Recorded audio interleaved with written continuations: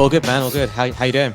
I'm good, man. Just I moved into one of my old houses recently, so I feel like I'm home again. I kind of during COVID, I went to downtown LA, like which was a condo down there, and was Yeah. living in a house in LA. Like I invest in real estate too. I know you've been in finance and Yeah. some other stuff. Do you have any real estate or? Not really, to be honest with you. I own the house that I live in now, and I had an old apartment I bought 10 years ago Yeah, that I just sold that I lost money on. I right. was like, fuck, I should have just bought Bitcoin 10 years ago or whatever, like stocks. Like it's just so yeah, haven't really been that big in real estate, to be honest with you, but I should at some point. Yeah, actually, I agree with you. Like the only reason I think I own real estate is because like no one can come and kidnap me and take it. Right? I mean, Yeah. like I could kick it, I could see it, but it seems to be pretty expensive. Like every year, I gotta change the air conditioner or whatever it is. But I've never seen to like. I hear all these like real estate guys like, oh, they make a ton of money off of all this stuff, but it seems like they're a general partner in some syndication where they're taking a bunch of fees or something, but the value there for real estate, like I haven't really figured out or seem to know how to make money yet. So nonetheless, I like this house. Yeah. No, I think it's also like buying real estate is also sort of like a passion thing, isn't it? Like, I feel like people who do it actually appreciate Right. properties. They appreciate like renovating stuff. Like I get that part. I get that. I definitely get that. Yeah, the artistic part of it seems like it would be fun. The problem is I live in California, and so Yeah. for example, I own a law office in here, and I've spent the last, I think it's been over 5 years now trying to get a permit to add on like 2,500 square feet to my office building, and that's how slow the process is in California. And not only that, they're making me buy and pay for a $65,000 fire hydrant and like a $20,000 like electrical pole, like to just give to the city just to be able to build this thing, which is completely minus EV for me to do. Yeah. that's just a pain, isn't it? It's Yeah. definitely a pain to do all that. So Liquidated for me is more like like I've been a part of the CT community since 2012. I do all the crypto fight nights, and I love the culture of crypto. I love the people. Like love or hate everyone on CT. We all kind of love each other because we go back to this crazy pool of community and fight with each other or love each other or whatever else. But I'm inspired by your work ethic and some of the other things that you've been doing in the space, and I kind of want to know what's kind of your origin story. Where'd you grow up? What are you doing? And what kind of got you into crypto? Yeah. So where did I grow up? Just grew up in England. Grew up in the UK.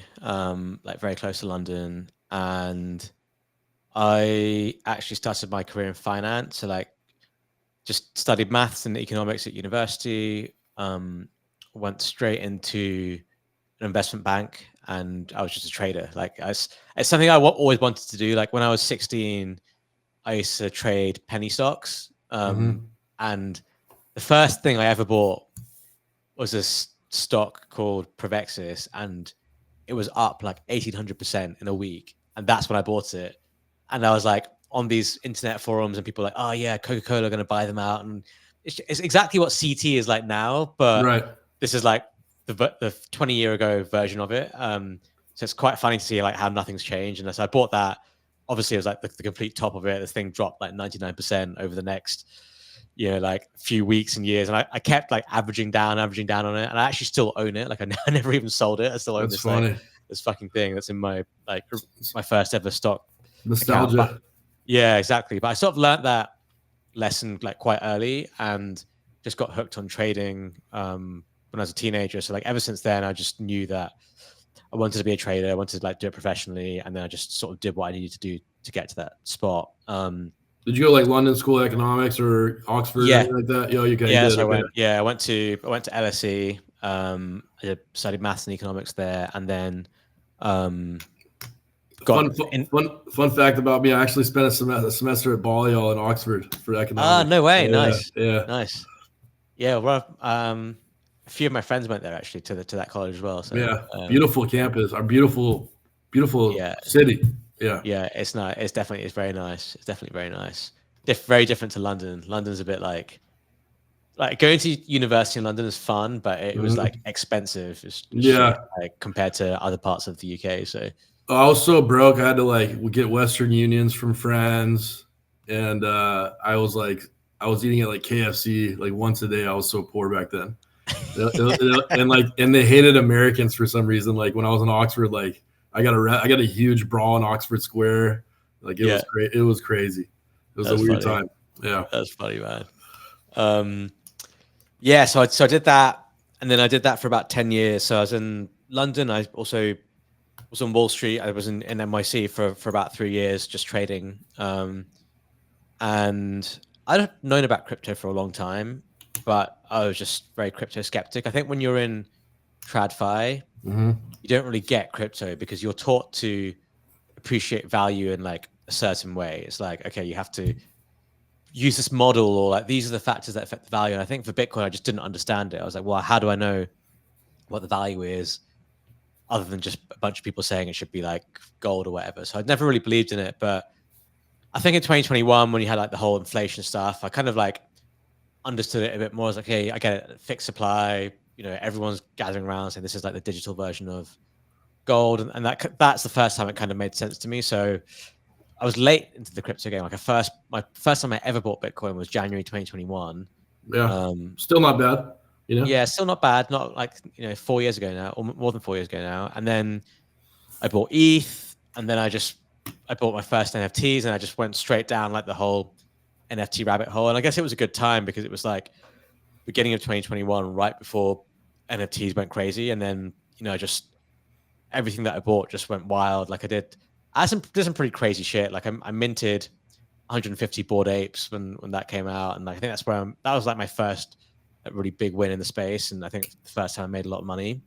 And after that, I was like, I'm just like, it's so much more interesting to trade crypto than it is to trade like traditional finance. And so by the end of 2021, myself and like Mando, who's also we're working at the same bank, we just quit. We just quit doing that. Mainly because of volatility and profit, right? I mean, yeah, I felt like it was the similar volatility because what I traded was like high yield and distressed credit. So shit would just move down like 99% in a day. It was like you'd have like actual rug pulls, but on real companies. You know what I mean? Like real companies who would lie about their numbers, lie about their cash flows and shit. Like it was, especially in Europe as well, because it's like in random countries where no one's like, there's no rules or anything. Like, so it was the way that it traded was quite similar. But I found that this market was like crypto. I found, at least to begin with, quite easy to trade. But instead of like me only taking 8% of the money I made in a year, I was taking all the money that I made. So it's obviously a big risk because you don't have you lose your salary, you don't get paid a bonus, you don't have that job security, and you're just kind of on your own. But if you back yourself and have a bit of confidence in yourself, I think there's a lot more to be made if you are a good trader. So that's what I ended up doing. I was just like, I couldn't sit there and just trade like bonds anymore. Like I had to get out and do this like properly. I think like Wiz of Soho said, like it's an easier PvP game. Like when you're in Wall Street or whatever, you're playing a PvP game against all the Ivy League kids that are pretty smart and have like all their tools. And then you're kind of playing more in the wild, wild west here. And yeah, I think I got into crypto because like I actually believed in Bitcoin, and I'm kind of one of the guys that just stayed with Bitcoin the whole time. But yeah, the PvP part of the game was like, okay, we had to provide value. So we had the ICOs and the utility tokens and all that stuff. And they're like, oh, is this security? There's not a security. Then the next cycle we're in NFTs. Oh, we don't have to worry about that. It's just art. So we could, peddle this or whatever we're going to do. I mean, some of the stuff's really good quality art or whatever else. I mean, I own Punk. I own a rare Pepe Nakamoto. All the wetards were getting completely blasted in Bahamas. And we intentionally missed the Bored Ape mint, which was a mistake. And now we're full-blown meme coins, which is like, oh, there is no value. It's just community or whatever it is, which I still, don't get. I know you're doing one of the first brand tokens, which I think is incredible. And I want to know more about that. But and I want to know how you got in the drink game, but we'll get to that, I guess, in a little bit. Yeah. It's just a crazy space, isn't it? Like there isn't really anything else like it, I think. And I think people who aren't in crypto, they're quick to call it a scam, or they're quick to complain about it and all that kind of stuff. But yeah, at the end of the day, until you've actually started like getting involved, you don't really know like how much shit there is to it. And I think it's only like the bad stuff that gets into the press. But there's a lot of cool and interesting stuff, I think. And if you're just like, if you're a degenerate, or if you're a trader or a gambler, whatever you are, like there's no better world to be in than this, I think. Well, whatever it is, it's like, it's kind of like the Hyperliquid website where they have the terms and conditions that if you forgot to click, you will get your airdrop. But it's like, yeah, everyone that enters this world, they understand the rules. They know, in my opinion, that they know that there's going to be insiders. There's no good. There's that this meme coin really might not have any value or whatever, but you to choose to trade it because you think you're going to make money and you think you're going to do better than the other guy. Apart from that, like, I think there is a real use case to Bitcoin. I'm a Bitcoin maxi more or less, so I'll be preaching all that stuff. But like, everything else is a trader's game or a PvP game, and there is some people building, like Luca's building Pudgy Penguins community in this huge ecosystem. Some of that stuff's never been done before, so he's going down this road where there isn't a road. He's paving his own road. So, and you're doing the same thing with this brand token, and you must be confusing a lot of people in that space that you're selling all these cans and everything. It's funny because like since we did the last drink sale, because we sold about 500,000 cans now, right, in just 3 days of sales.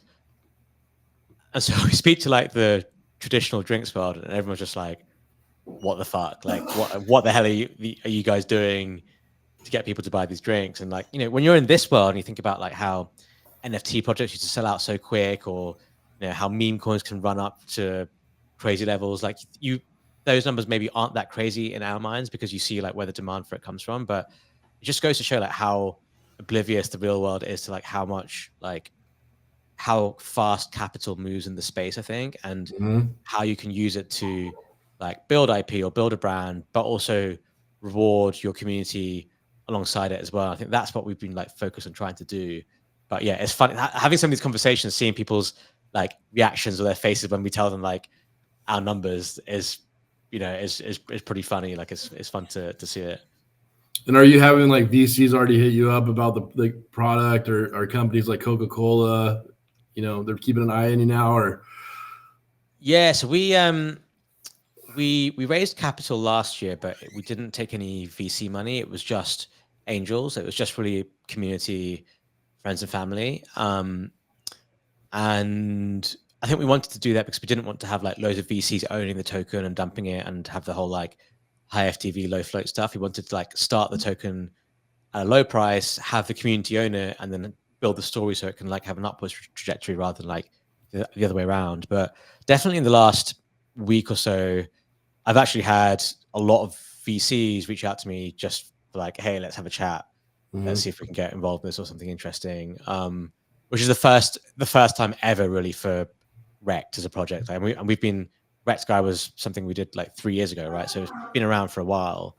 But especially after that last drink sale, because it was just so far ahead of everyone's expectations, including ours, we started to have people reach out to chat about the project. And in the traditional world, I think people are still a bit skeptical, like I think we've been working with a couple of guys in terms of like distribution and store placement and that kind of stuff who have a lot of experience in the drinks industry. And I think that stuff is going well, but we haven't yet got to the stage of speaking to like a Coca-Cola or a Pepsi or whatever.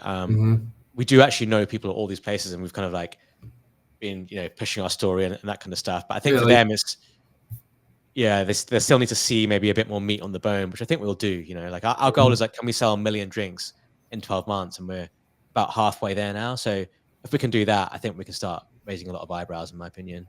When's the next kind of launch for the next flavor or whatever? Pretty soon, man. Pretty soon. It's going to be next month, first half of next month. So it's right around the corner.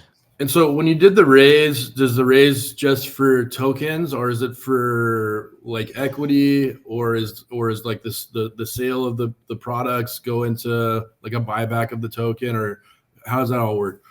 Yeah, it's a good question. So when we did the raise, the raise was technically just for equity. I mean, it was a safe, so it's not even equity yet. And we then gifted tokens, airdrop tokens to to investors, Mhm.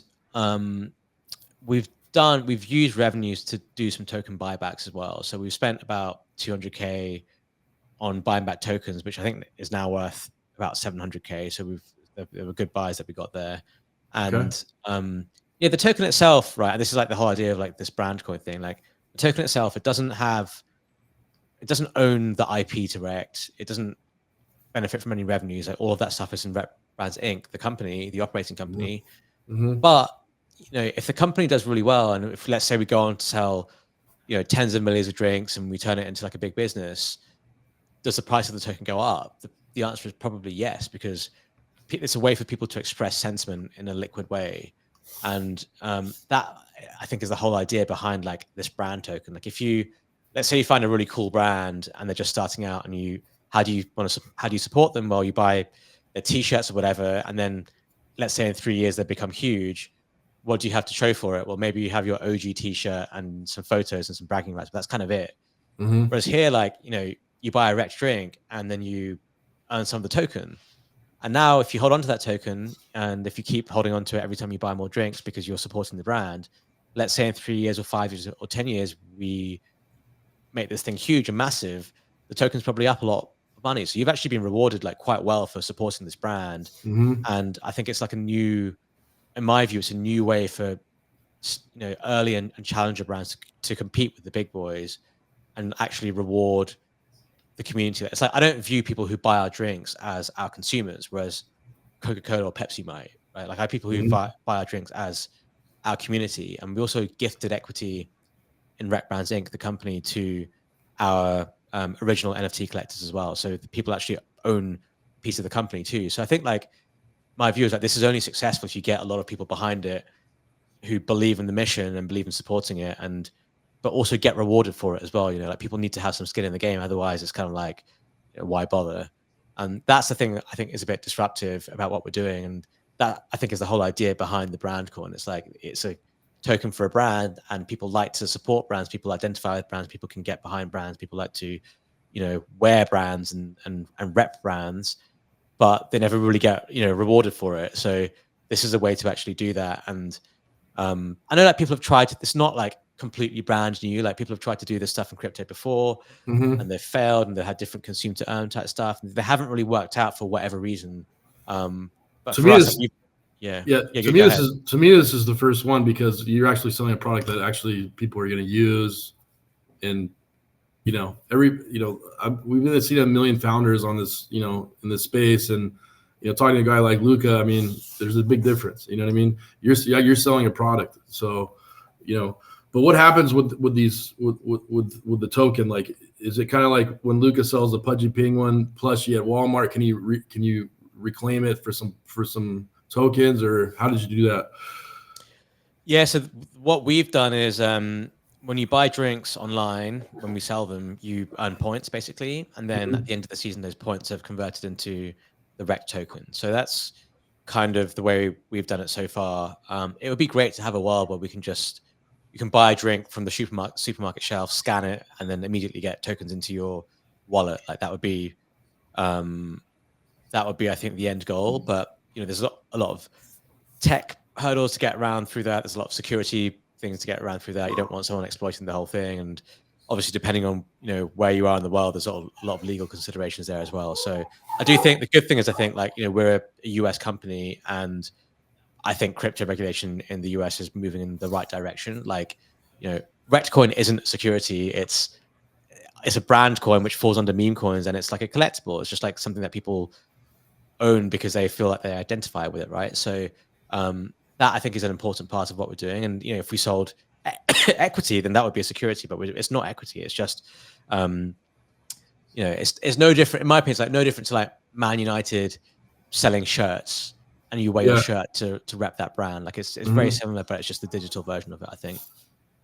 Well, it's kind of interesting. Like, I don't think it's security right now. I think it might be, depending on how abusive people get over the next few years, and then the laws might change. So we'll kind of see how that happens. But yeah, it seems like it's a free for all, for more or less, with this government, or Trump being in office. I certainly thought when I got into crypto in 16, 17, as an attorney with some IP experience, like in securities experience, I thought for sure most things would be considered as security, but things changed with certain administration. But again, I think it depends on the abuses and how things go, how the government's going to approach it over the next few years. But right now they're just going to say, hey, we're just going to do it this way, launch the Trump token and see how things go. And some people made a lot of money for that. Did you catch that? Oh, dude, I lost a lot of money on RTR, and then they were like, "Didn't we all?" Yeah, no, I'm not the only one. And then there were like a couple more Trump. There's that DJT token that Shkreli was pushing, and I'll have a word for Donald Trump Jr. if I see him on Monday or Tuesday or Wednesday. Exactly. Are you gonna go to the conference? I don't think so. I would love to. Yo, what's up, man? What's up, fellas? How you doing? I got the holy shit Bears are fucked hat for the evening. I need to get one. Where'd you get that? Get one of those. That's sick. Rookie had it made a few years ago. I still have his towel from his first fight. It's like in my little travel drawer. I save shit when I travel. OSF, I think I probably missed the first 20 minutes of this, but I want to hear give me your TLDR 60-second elevator pitch on what you think happens from this moment right here at Bitcoin being 110, 111. I think Bitcoin keeps going to like 120, 130-ish. Like, I don't think there's like a huge amount more upside in Bitcoin here, but I am in like the alt season camp. I do think we finally get an alt season here. Like, it looks like Bitcoin dominance has topped. The ETH is starting to move a little bit. Even when ETH moves, it's one of two things: either like we're all fucked, or it's maybe the start of something. I think we could see some like very, very aggressive moves higher in alts, basically alts, memes, all that kind of stuff. That's kind of Erik, I'm gonna share my screen. Can you have your boy? Let me see if I can do this on my own. I know you can do it. There we go. All right, sick. I did it. This is the BTC trade I put on a few days ago, and this is the camp I'm in that we're gonna fucking wick really aggressively into here, probably draw down like 1 or 2%, and then alts on that drawdown are gonna do something like fucking this. Not that aggressive, but aggressive enough to where you get like insane vol to enter for the next, like ETH probably goes to like 2,800 when BTC does that, and then it wicks back down that entire move. And then if you get an entry on that blow off from BTC on alts, then you're set for the most epic run of the summer. Like June will be so epic if you can catch the alt entry on this move here. See, I see stuff like that, and I just think I'm not a good enough trader to time those like up and down moves, and I just think, fuck, I might as well just be long, because I hate being in that position where I've sold something and you never get that pullback, and then I'm like, oh fuck, I got to buy higher now. I hate that feeling more than I hate buying something too early and then lose it. Like, I'm happy to wear like a 20 or 30% drawdown or whatever and then just buy more, but I fucking hate buying higher. Like, that's the thing that I can't get my head around it. Like, which is not a bad thing, but yeah, no, I feel you. I have accounts that I like swing long, and then I have very small degenerate accounts that I'll try to turn like 200 into a few million. Like Rookie and I do this thing very aggressively every week. And those are the moves where I get an insane fill. Like if I get, like, those are the positions where I can put on 20x leverage against like, low six figures, and then spin up a small account super aggressively. And that's the fun side of trading, when we get vol, like when we have real vol and you're not just sitting in gross drawdown forever. Yeah, that's you guys are good at that shit, man. Like, I've tried and failed many times. In the leverage game, I just found I'm better off just like finding shit I like and holding it. That's me too. What else are you in right now?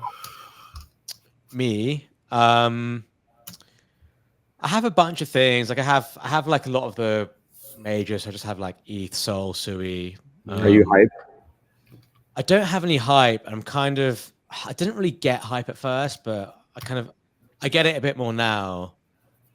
For me, it's a bit more like a statement, isn't it? It's a bit more sort of like a fuck you, sexes, like kind of thing. And I mean, it is a Ponzi, right? Like in theory, with the buyback, I mean, $5 million in buy pressure a day. Sure, it can be outnumbered at times when there are more sellers than that 5 million in buy pressure. But at the end of the day, it's a tokenomic design for up, and you don't have an overhead of early investors. In theory, you do, right? Airdroppers, but they're more loyal than a venture capitalist per se.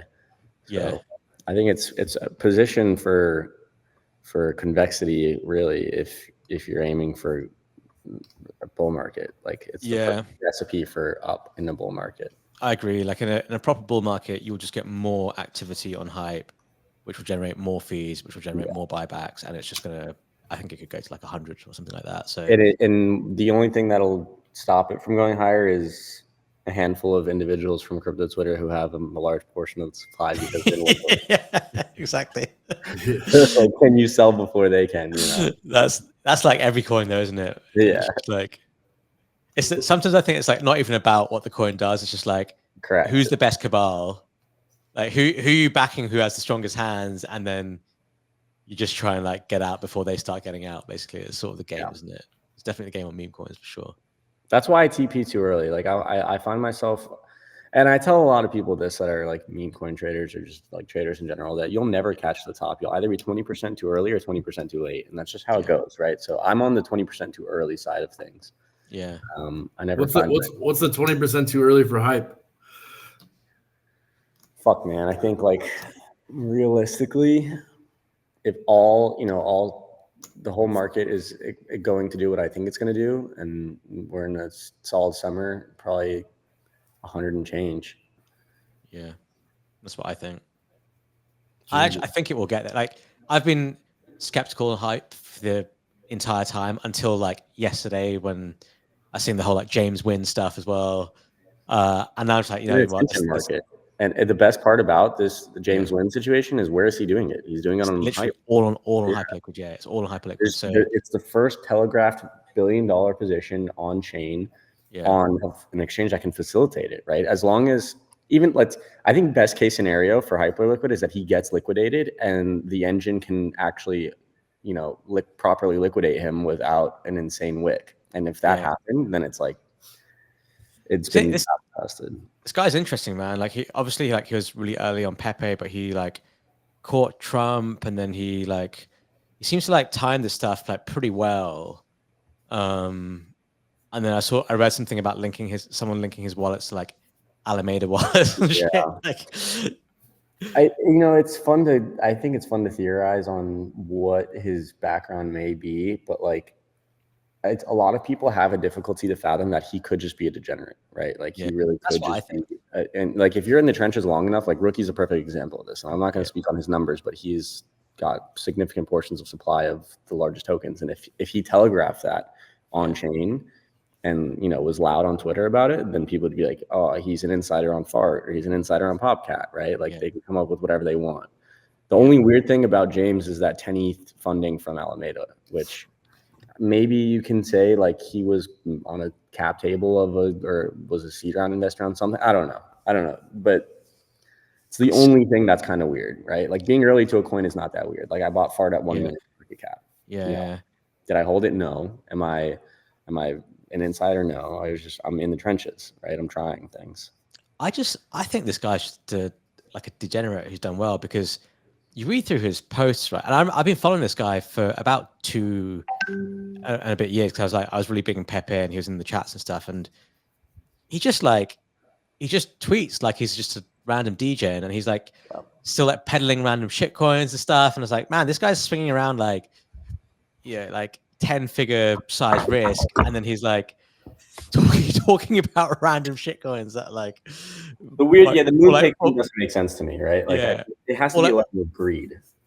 Or he's like pushing ref links and stuff. And I'm just like, you know what I mean? But I think it's all real. I think that's just him. I think it's just it takes a very distinguished level of greed and degeneracy to even get to that point. And like the perfect, King Pepe Dizen?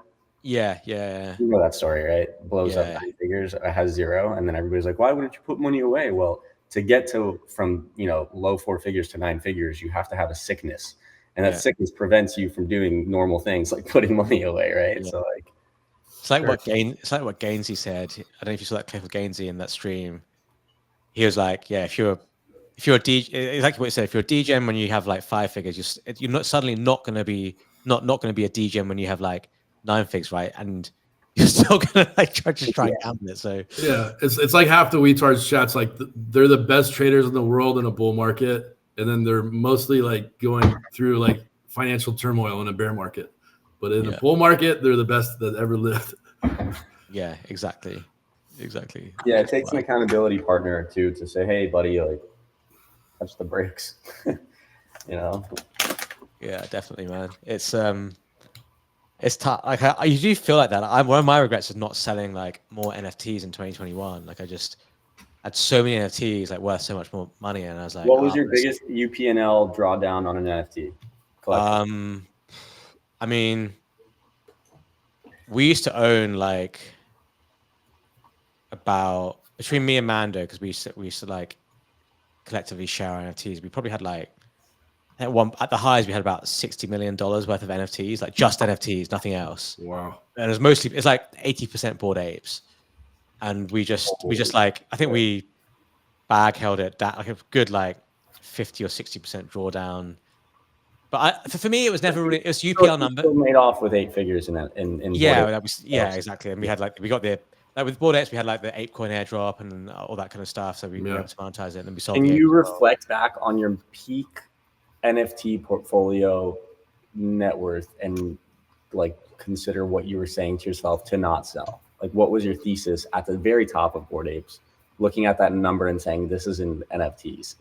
Man, it's embarrassing to say, but I genuinely, and bearing in mind this was like my first year in crypto, so I was like 6 or 7 months in. Like I was classic class of 21, like WAGMI and all that shit. But I actually genuinely believed NFTs were going to become like the next big thing in the whole world. Like I genuinely believed like it was going to be huge. So in my mind, I was like, yeah, I know this is a lot of money, but I think this is all going to 10x because I think the whole world is going to like do NFT shit. And I think when everything crashed after that, like remove like NFTs in general, because I still think that thesis stands. Right? I still think that there's a solid concept behind that thesis, but Bored Apes specifically, like having that much concentrated in Bored Apes specifically, what was your thought process? That they were just the #1 collection at the time, they're going to keep. Yeah, I think so. Like we spoke to the team quite a lot, and I think we forget like before Bored Apes, there wasn't really any this idea of like Web3 IP or anything like that, and when they were doing it, it was pretty big and it was pretty new, and just felt like that was going to be like the big thing. And I don't know, in hindsight, it just seems so obvious, like this is a bubble and, you know, you should get out of it. And I think was that bag you minted, or was that you just guys slammed with conviction?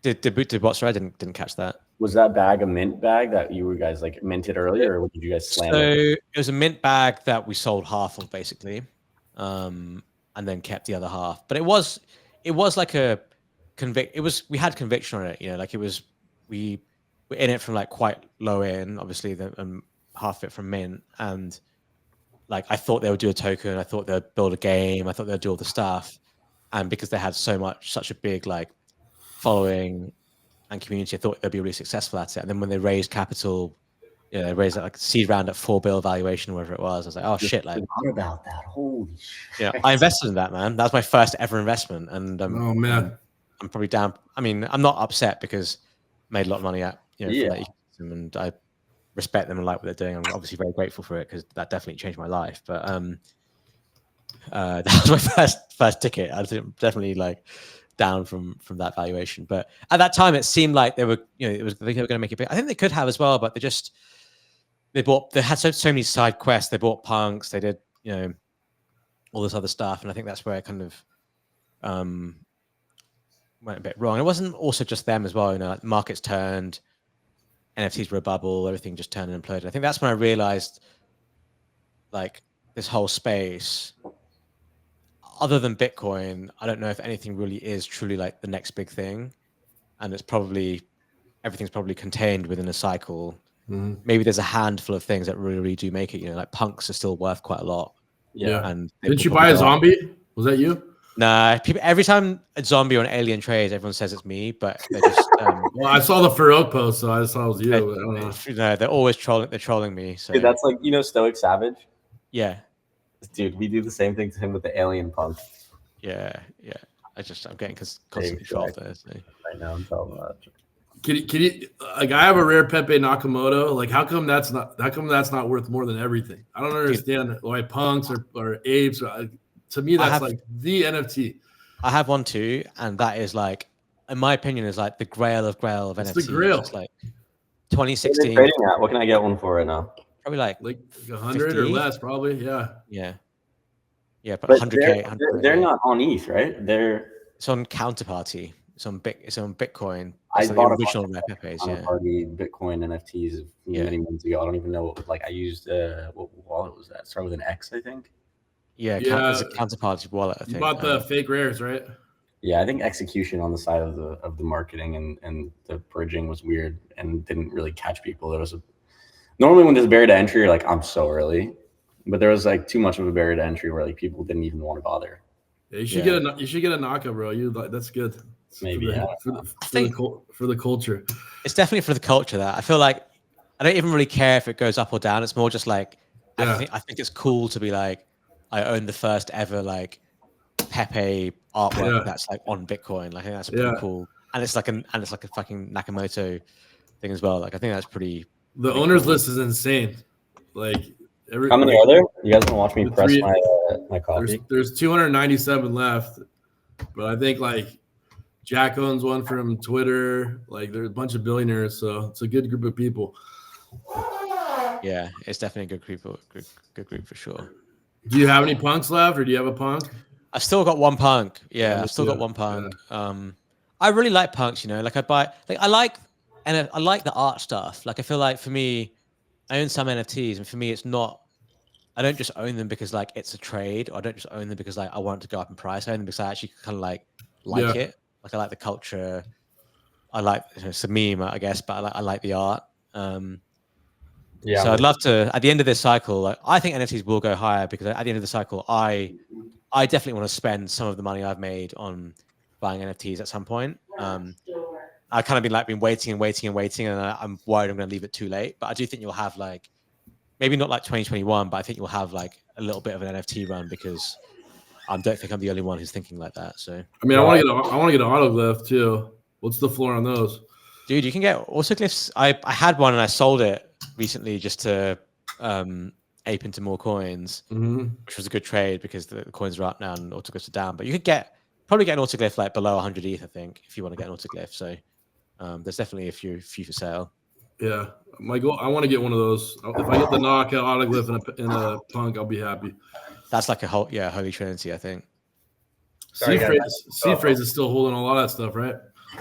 Yeah, I saw him last night. Actually, I'm pretty good buddies with him.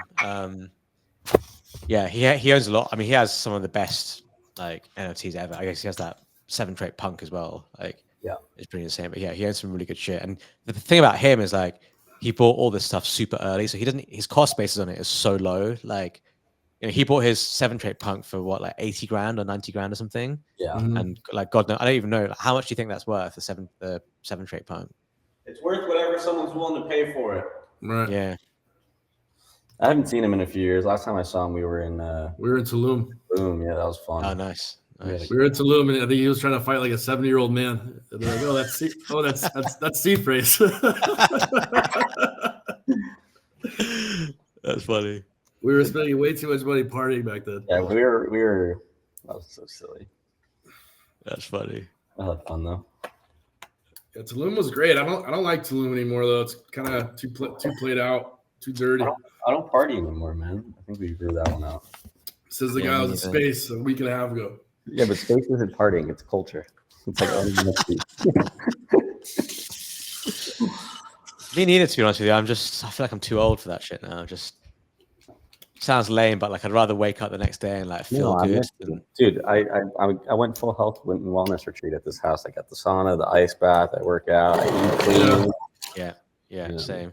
Gotta take care of ourselves as we get older. Crypto ages us pretty aggressively already. You guys still training at all? Any more fights Any more fights on the Not horizon? for me, man. I was supposed to fight in Vegas, and this month got canceled. And then they said there might be a fight in the Philippines in like 3 weeks. Oh shit! Wow. Rahul's trying to put it together, but I've been training like not that great. I've been kind of doing some pad work every day, but not for that long. Maybe like a half hour, and then I do some recovery. I try to walk 10,000 steps a day or do a little jog. Yeah. But you know how the boxing training is, man. It's crazy. So you gotta be ready. But but I want to fight again. I want to fight. Like they said, they might do something in Miami. Yeah. So you enjoyed it, right? It was a great process, right? I mean, honestly, I've been a boxing fan for like many years. I fought before as well. Like the CFN one I did was like my 4th fight, but the last time I fought was when I was like 25 or whatever, so it was like a big gap. But honestly, I loved it. I'd love to do it again. It's tough to find.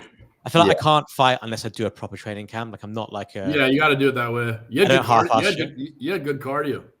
Yeah, that's probably the fittest I've like ever been in my life, and I was age 35. So I definitely had the cardio. The problem is I sort of almost tore my calf like 2 weeks before the fight. Yeah. So I couldn't really like bounce in and out, and obviously the guy had like massive reach on me. So the only thing I could do is like fucking go toe to toe and just throw more punches than he did, and that was like the only possible way I could win, which is kind of why. You watch his fight, Ponzi like spazzed out for like 6 minutes. Yeah, basically. It was fun, man. And then he caught me. He just caught me with the cleanest hook on my jaw. And the funny thing is, like the guy that I trained with, this Bulgarian guy, he used to like he's like some European champion. He used to like box with the Bulgarian army, and like he told me the story. One time he like broke both of his hands, and his lieutenant or whatever was like, "You still got to go fight in this like army tournament," and he ended up winning it. Like with 2 broken hands. So he's very much like I don't care if you're in pain, you still have to go through with it. But we did these drills where he'd make me spin around, so I was like super dizzy, and then I'd go in and spar someone who hadn't spun around. And I guess the idea was like it's to like mimic how you would feel if you got like properly hit. It's partially true. Yeah, it's kind of dangerous too. But like, so when I got smacked in the face and my ears were ringing, I was like, oh shit! Like I've been here before. I kind of know what to do. But had it not been for that, I would have like for sure like gone down or just crumbled. But yeah, he's a great. I still been training now. Like I still spar every week basically. Hell yeah. I kind of like kept the training up, but not. I don't think I'm like fight fit. But where are you at? Are you in California or where are you? I've sort of been in between places really. Like oh no. Yeah, I've been. I was in the Caribbean for a bit. I was in Asia for a bit as well. Still go back to London sometimes. So, kind of been all around really. I think. I just left London last year because it was just kind of got a bit shit really. So. Did you ever go to Bali at all or no? Yeah, I've been there a few times. I was there earlier this year. Just have a few friends there. You check out the fight clubs there. So I usually train at Soma Fight Club. No, I need to, man. I would love. That's definitely on my list of things to do. I definitely need to. There's like a great group of guys there. In fact, if we fight, like, say we fight in like December or something, if you want, like, I have a villa out there. We can stay there for like, I usually will stay there like the last 3 weeks before a fight. Yeah, and they have some like really high level guys there to train with. And then that's nice. It's like the best detox ever. Then you fly to wherever we're gonna fight. It's like it's fun. Yeah. That's what I need. That's what I need to do at some point. I think I'd love to do that. That or Thailand or something. Like I'd love to, because you've done some like MMA stuff as well, right? Did you do karate combat? I did the one karate combat fight. I think that was a more scary experience than boxing because the glove sizes are so small. Yeah. I don't know if they're going to continue doing the IFC. I talked to because I was trying to get a fight. I wanted to win the belt in karate combat and then have the belts for CFN. And it seems as though like they might do some more IFC fights or they might not. The main president guy like stepped down. So I don't know if they're trying to do it. But I basically like I don't really like fighting foreigners because it's fucking scary. But that being said, like I'm 1-0 in karate combat. If they give me like a title fight, I'm willing to fight. There's like one guy that's like 2-0. He's like some Russian dude that Barney fought. And the guy could fight. I think he's probably a favorite against me, but like I have a shot, so I'd rather see if I get that belt. But for whatever reason, they won't offer me the fight, so I'm trying to get it. Shit, I think Ponzi's back in. I was going to be back in. Yeah. I don't know. Thing about karate combat is like at your weight, if you get hit and with like basically gloves which are not even gloves, yeah, pretty brutal, right? Like I don't know if I'd ever do it or not because maybe at my weight it's not that bad, but it's not as bad at your weight, and like it's really up to you. Like some people say, like it's more damage to take a bunch of hits with boxing gloves than take a couple hits with like 4-ounce gloves than for your brain. But I will say, like the last couple of fights when I got hit, I feel a little bit more than I ever have. I'm used to getting like the best punch for some guy and be like, all right, well, go fuck yourself. But the last couple of times, like I felt it. You know what I mean? Yeah. Like karate combat, when I had the 4-ounce glove, I would look at the glove, look at the guy's face, look at the glove. I was like, dude, this guy's fucked. Like, you know, like if I hit this guy once, it's like over. You know? Yeah. So it was wild. It's body shots as well, though, man. Like if you get like caught in the ribs or whatever with a 4-ounce glove, like that is piercing. Like liver shots, the worst. I used to spar Gabe Green. He just had a UFC fight last week. He won, thank God. He was like in a triangle and he picked the fucking guy up and shoved him on his head. It was like the coolest thing. I was going ape shit. But yeah, I used to spar these guys with 4-ounce gloves and like they would hit me in the liver. Like another UFC fighter, Ozzy Diaz, like I used to train him for my first fight with ice bags. Like this guy like would spar me for like 20 minutes straight. And like it just hit me in the liver a bunch of times. And like finally, like after like 4 or 5 months, like 2 weeks before I was supposed to fight ice bags, like he hit me in the liver like 4 times. And I was like, yeah, fuck you, bro. Like you didn't drop me, blah, blah, blah. Like 2 hours later, I was in the ER, like pissing blood. Yeah, man. Yeah. So it's like those shots, you don't feel the pain until like afterwards in those shots. Oh, it was insane. They're brutal. Like they're painful for sure. But I think for anyone in crypto or in general, like we live like high pace, high intensity lives. It's good that one good outlet is exercise. For guys that are nuts like us, like boxing gets that high sensation that we're looking for, as opposed to like doing drugs or doing other stupid shit that fucks us over. You know what I mean? So it's a good outlet for people that are listening if they want to get into that stuff. I agree, man. Like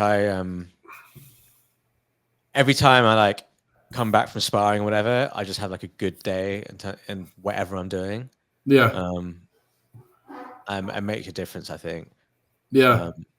I think Joe Rogan said that, he's like, if I challenge myself every day to get stuff done, like I don't feel like a piece of shit today. Like I feel like I did something, Yeah. I think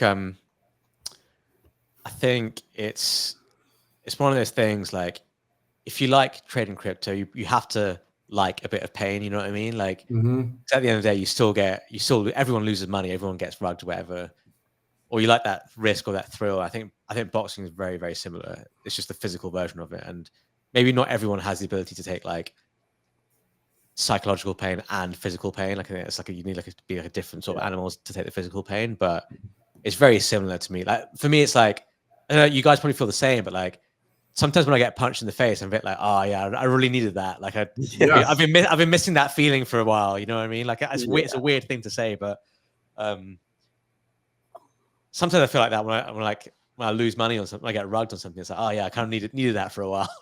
So speaking of rugged, are you like in the trenches? Like, are you firing at micro caps in the trenches on Solana?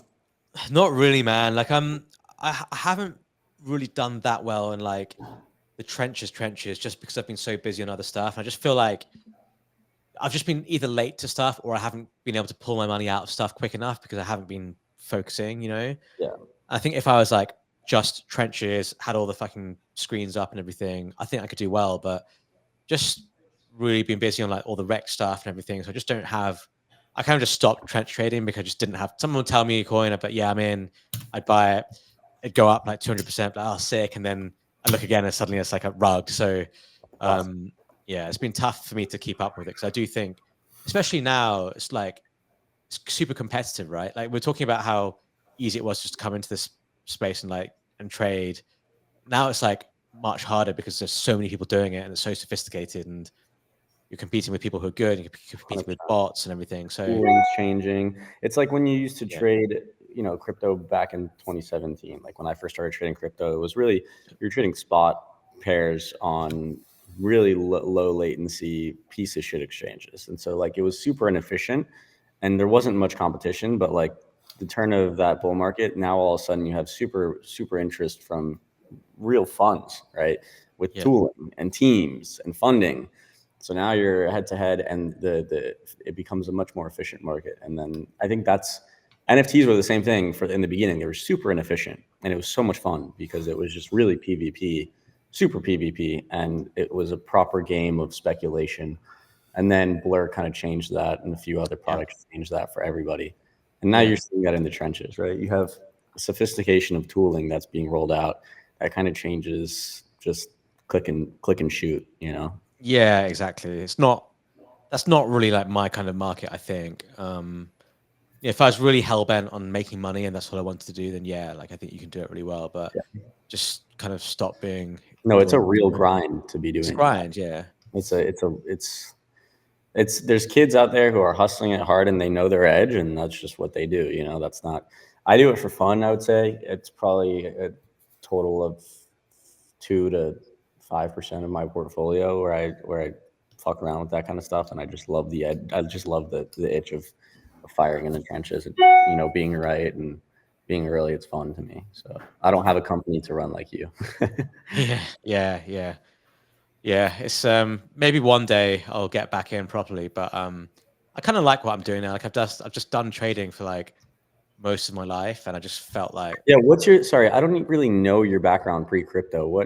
If you guys already touched on it, feel free to no, it's all good. Like I used to be a trader. Like I worked at Barclays Capital, worked at an investment bank for about 10 years, like in a traded high yield and distressed credit and credit derivatives. So I've been in a trading seat like my whole life, pretty much. And I started trading stocks, penny stocks and stuff when I was like 16. So it's just something I've always done and always liked doing. Yeah, man. Like penny stock days of like when I was of like 2006, 2007. It's like no different to what CT is now. Like I was on this fucking internet forums and shit, and people like making up rumors. And I was telling Erik, first thing I bought a stock that was up 1800% in a week. I literally bought the top of it because someone said it was going to get bought by Coca-Cola. I believed all the rumors, and then averaged all the way down, and then I ended up losing like 99%. And I still own it. I never sold it. Like I still own this fucking thing. Really? It's like 20 years I've held this thing. It's so funny because they merged with another company, then they had like a stock split and they demerged. So I own like this other company now as well. And in like my fucking OG stock like broking account, it's so funny. So do you still swing traditional finance positions, or are you just like a portfolio rebalance kind of guy? No, I definitely don't swing TradFi positions. I actually had no equities for a long time until April this year. When everything crashed, that's the first time I bought stocks in like 4 years. Oh, wow. But other than that, I just felt like I've always felt like I have a lot of high risk in crypto, and then I just have cash because. What stocks are you in? I'm just in this like managed fund that is basically a NASDAQ, but has like a 25% allocation to robotics, which I'm quite bullish on. So it's nothing crazy. It's not no single stocks or anything like that. But just when everything nuked in April, I was like, this is just like one of those opportunities you just have to buy, really. Yeah. Have you looked into that figure company at all? Like I know like Andrew King's trying to sell some of his ticket on that. Like, yeah, I've looked into that and read about it. I mean, he seems pretty bulled up in this whole robotic stuff, and you know, like he's had some good calls and some bad calls, but generally, I think he's a pretty smart guy on stuff. So I might buy a part of a ticket off him because he's trying to get rid of some of it. So yeah. Want to see what he thought. But I do think it's interesting for sure. I do think it's interesting. He's a very high conviction bull, which is funny because do you guys remember what happened about 30 days ago when he went 100 mil long on like 50x? Yeah, I do remember that. Yeah. I just accidentally scrolled by my old tweet that mentioned that. And if he had opened that position an hour later, he would have never gotten liquidated. Yeah. And he would be up insane. But he was within 2 hours of the absolute bottom from the start of this run that we just had, which is wild, isn't it? And it came out of nowhere. It was really him just seeing a headline. I think Trump had said something that day, like it's a good time to buy stocks. and he was just like full max conviction, fired, you know, a few $1 million. If he had lowered the leverage, or he was just 2 hours later, he would have longed 100 million at the Pico bottom, which was insane to think about. He's really good at max conviction spots, and this whole robotics thing, I think, is pretty epic, because if he's right, he's going to be so fucking wealthy.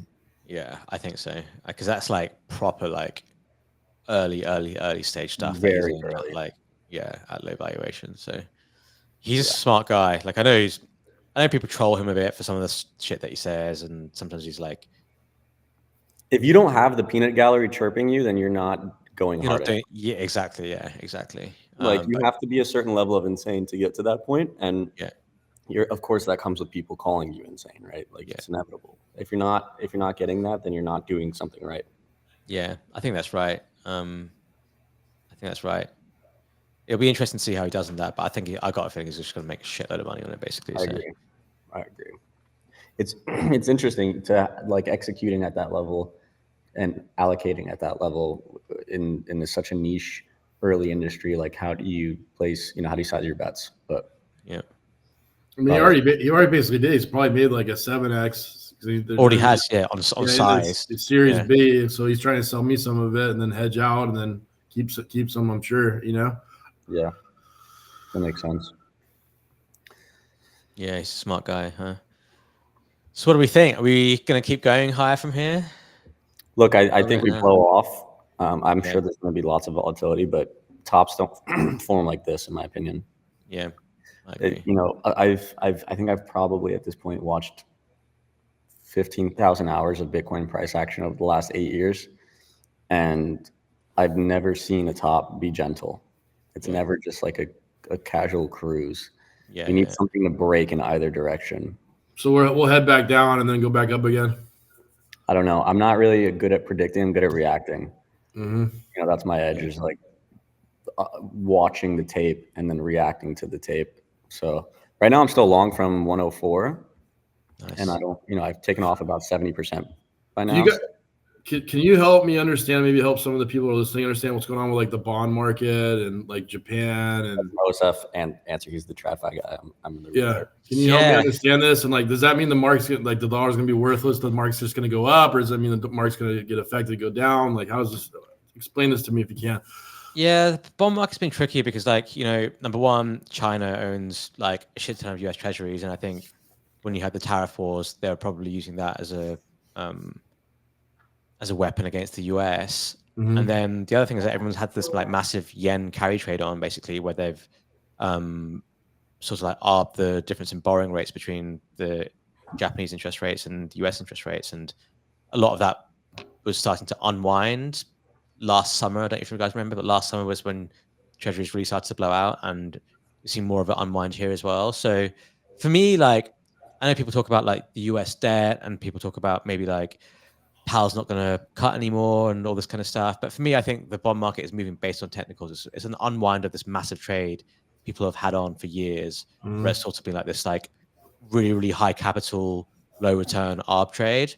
And at the end of the day, like in the last 3 years, people seem to think, oh, interest rates go high, it's really bad for risk, it's really bad for markets. But in the last 3 years, we've seen interest rates go a lot higher, and we've seen equities go a lot higher, and we've seen all risk assets go a lot higher. So we're in this position, and it's mainly because of AI, where yes, like it's generally bad for risk assets if interest rates are too high, but because there's been such a massive technological boom for the AI market, that's offset the impact of interest rates. So I'm not that worried about rates, and I think people keep saying, oh, look at 30-year, look at 10-year, but the market has shown and proven that it can handle these levels of rates. Now, if they go really out of hand, then that could be a concern, and maybe that's the worry. But I don't think they will. Like the Fed is in a great position where markets are strong, the US economy is strong, and despite what people say, and inflation is low, despite what people say. So if they need to react, and interest rates are already high, so if they need to react, they've got so much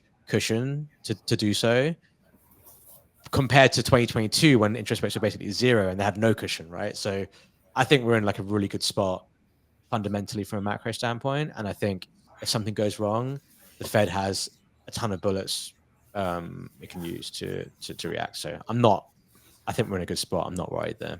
Is the TLDR on the Japanese bond market essentially a carry trade gone sour and people caught off sides trying to unwind without damage? Yeah, it's not that it's gone sour. I think people have made money on it over a lot of years, but it's just that it's not in your favor anymore. It's less in your favor, so now it's being unwound. But, right, chaps. I've got to bounce actually because I have a call now on the hour. If you make that Bitcoin conference, let me know. I'll probably head out there because I think Iceback's gonna be out there Monday to Wednesday. So and he's gonna bring Platinum Perry with him too. So nice. If you come out, maybe we'll go train. There's a gym out there called Bones Adams Gym. It's a close friend of mine. Yeah. So if you want to come down, we'll get a couple of days of training in and kick it. Yeah, awesome. I will. I'll see if I can make it. I don't know if I can. And when are you having Ben Lamb? When are you having Ben Lamb on your show? Because I'm gonna have him on. Next week. We had Ben Lamb this week. We had him yesterday. Okay, I'm gonna have him on next week. Probably talk about Yeet and the World Series of Poker and some other stuff. Ponzi, you want to play the main event this year? Yeah, I'm down. OSF Rekt here. It was a pleasure talking to you, brother. Yeah. All right. Cheers, boys. Thank you very much. Thanks, guys. I'm down. All right, Ricky, I'll hit you later. Wait. Will you stake me for the World Series of Poker? You're making $1 million a week trading. What are you gonna stake me? This guy thinks I'm rich. You are rich. Look at your house. Hey man, it's called the power of leverage. If Hype hits $70, I'm gonna move next door to you. I think Hype hits $70, bro. And then your mom's gonna help me rent it out. If Hype hits $70, then Flood becomes a billionaire. As he should. He's an ethical crypto guy, which is rare in this space, and he's very smart. Yeah. So good for him. But yeah, let's try to get him on next week. So what do you think? You hit him up or something? Yeah, of course. What are you into? You have any trades right now? What's going on? Yeah, I'm long Moodang, Pepe, and Bitcoin, but I'm not super confident. I'm really kind of just riding Rookie's conviction. I closed a lot of risk today and was going to go flat, and he's chirping me on the side, or he's just like, what do you think Bitcoin's going to go to? 115, 125 today, and then pull back, or what? I don't know. He's like giga bullish right now. I'm like, I'm happy with what I made in the last few days. So I want to do risk off until the end of this move. Like, I'm always the guy to take risk off early, not late. Yeah, I think he's the one to take risk off late. All right. Well, anything else for everybody, or are we good for the day? I think we're good, baby. All right. I'll probably try to do a trenches talk tomorrow with Pone Lord, unless he's still sick. If not, we'll see you next week. We'll probably have Ben Lamb on, and then if we can get Flood on, that would be great. Sick. All right, brother. How we going? Love you, bro. Love you too.